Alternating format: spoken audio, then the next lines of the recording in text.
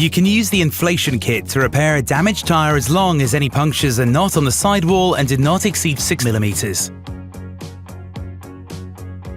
Before carrying out the repair, park your vehicle away from traffic.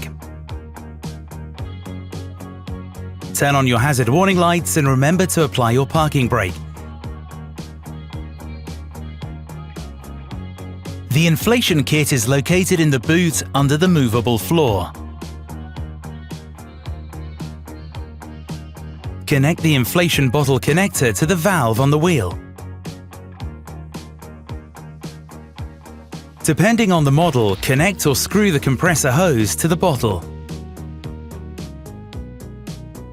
Finally, connect the electric power cable to the accessories socket.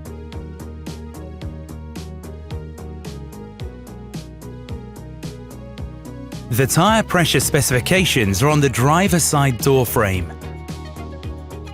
Turn the engine on, then start the compressor to achieve the required pressure.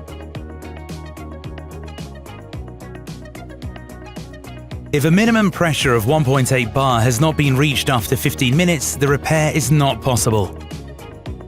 In this case, contact a brand representative.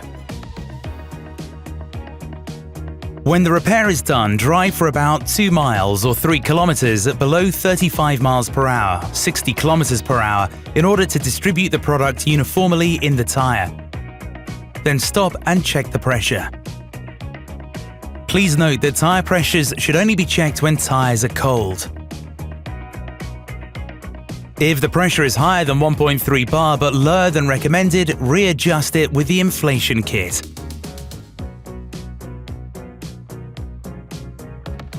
If the pressure is below 1.3 bar, this means that a repair is not possible.